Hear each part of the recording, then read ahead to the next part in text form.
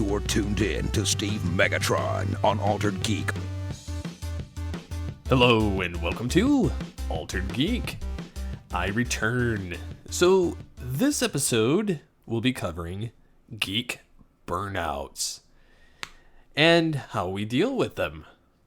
So I have a number of fascinating articles to converse on, and so without further ado, we're going to get into that. So on Twitter last week, I commented more or less that I posted, does anyone ever feel like stopping doing something they enjoy just because, or losing interest completely, or not wanting to actually hit the record button? Just tired lately, as much as I want to do it all, just feeling tired.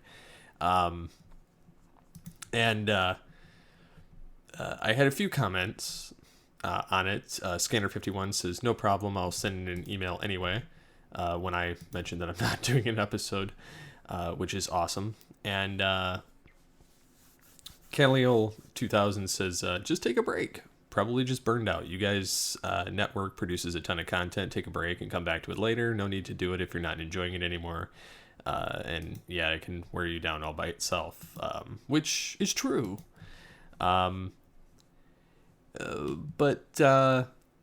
Yeah, I was having one of those moments last week, and it just kind of beat me down, and I just didn't really want to do any of it. I just needed last week to just kind of veg, and despite it all, I think I vegged.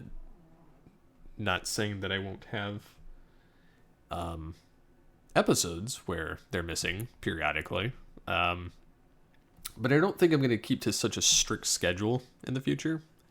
And any of the shows, I'm going to try and do them predominantly every week if possible, but if it doesn't happen, it doesn't happen, and I'm not going to try and do that as strict anymore.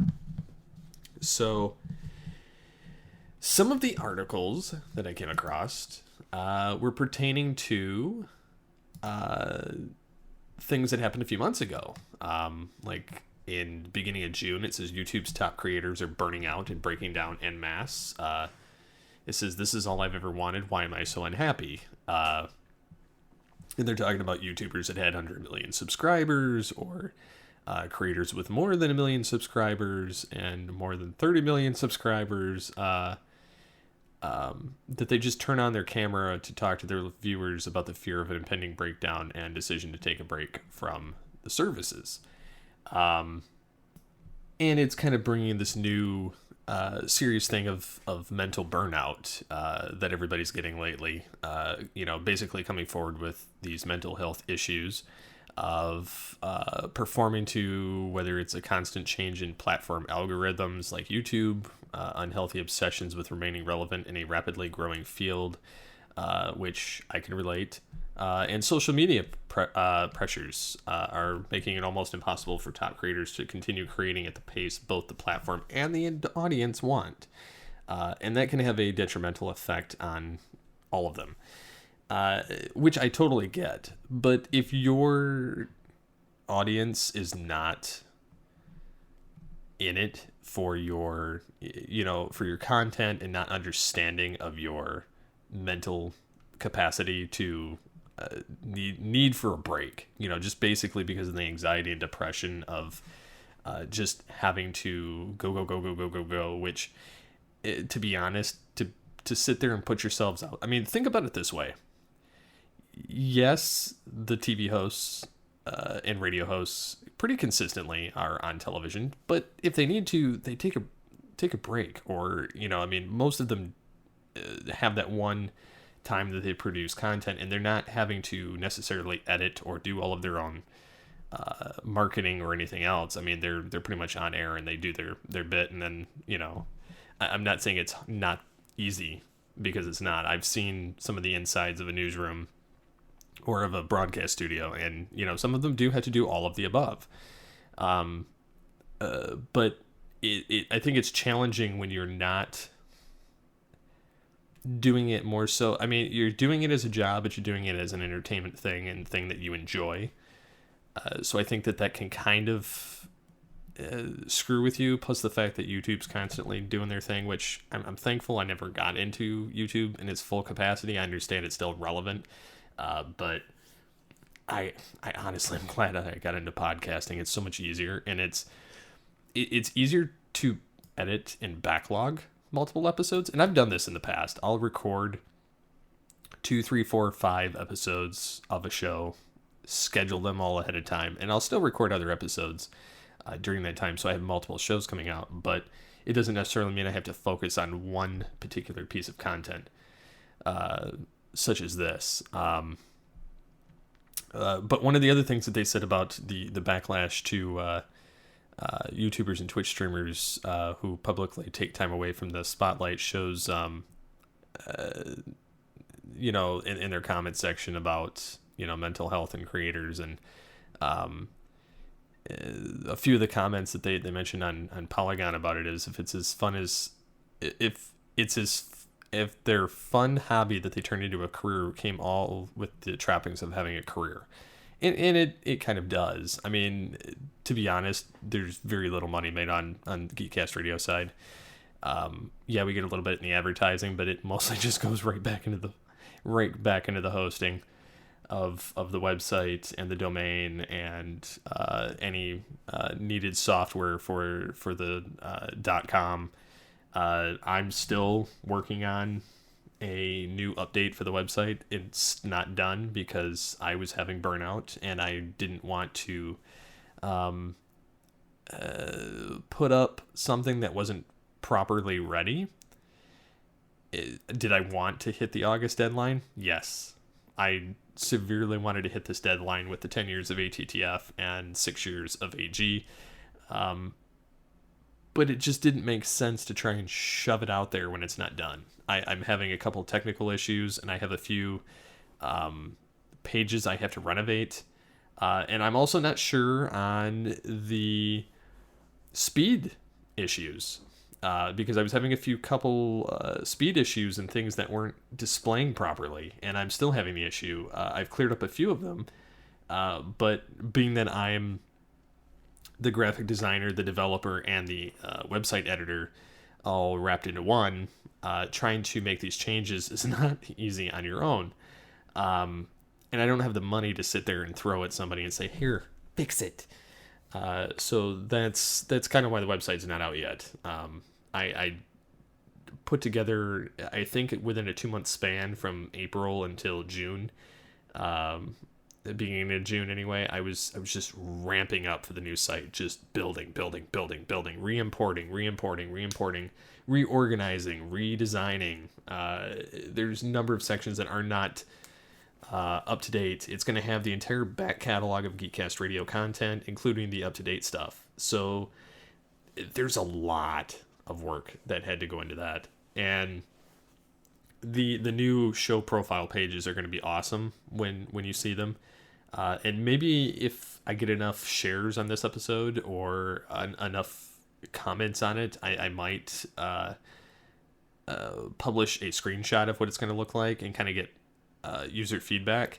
Or if there's somebody that would like to get feedback or give feedback, they can send it to feedback@alteredgeek.com, and I will send them a screenshot of it or let them kind of peruse the demo of the new site and kind of keep it hush hush for those that are exclusive listeners of the show, and try things out. There's a number of things I want to do with it, but anyways, back to the pressures of the spotlight, as it were. It's just created this kind of rigorous pace of people just creating and obsessing over, just keeping in the spotlight and keeping relevant when everything constantly is in flux. And yeah, there's things with that, but there's not just even YouTube anymore. Looking at it, they're saying that millennials are getting burned out and quitting lucrative jobs. People that are publicists or people that are doing other things, they don't want to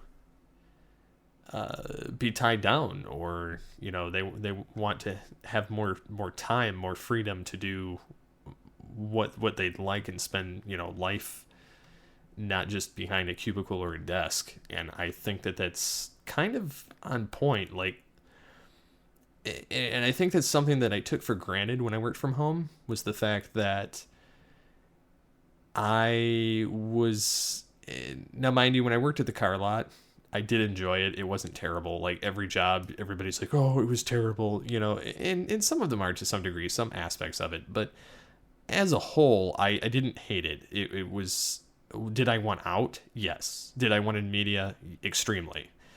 When I finally got in media and I was working for the previous company where I telecommuted and worked from home remotely, it was nice. And I was able to begin with, I obsessed over it, and I started giving myself burnout and mental breakdowns periodically with it, because the schedule was hectic. And then once I got to be the head of distribution for radio and podcasts, I was taking like 20 minutes to go sit and eat with my family for lunch. I was the beautiful part about it was I didn't have a travel time. I didn't have to drive. I didn't have to get in my car. I didn't have the gas expense or the breakdown in my car, the wear and tear of it all. I didn't have the stress of traffic or weather or anything else. I could just eat my breakfast, walk downstairs after hanging out with the kids for half an hour,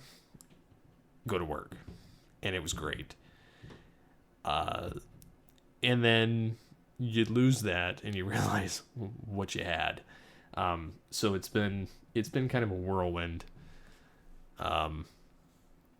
since that took place.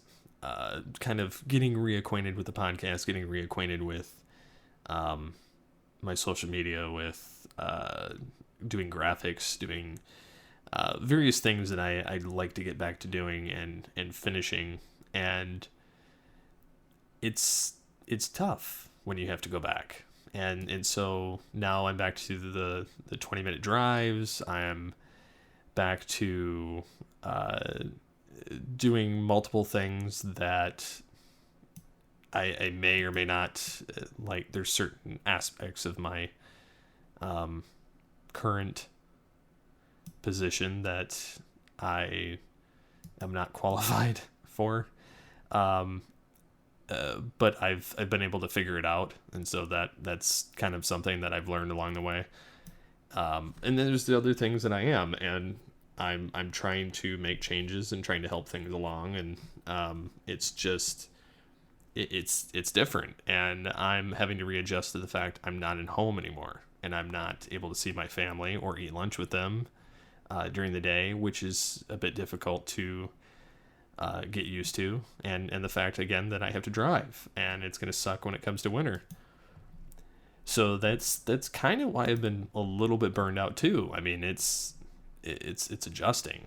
But they're also saying in this article that 50-hour work weeks with a measly like 10 days of vacation every year, people just don't go for it anymore. Nothing wrong with the jobs, good companies, good money, and some people are just, why do I want to spend my year sitting at a desk? Or, we're waiting for retirement at 67 and they keep bumping it up. Who knows what the age will be for me, 70s. And, so they just, people are leaving because of that. They want to experience the world. They want to experience life. And, I kind of get it. And some are happy with what they're doing. Like myself, I would love to work in media again. I actually know of many stations that are local to me.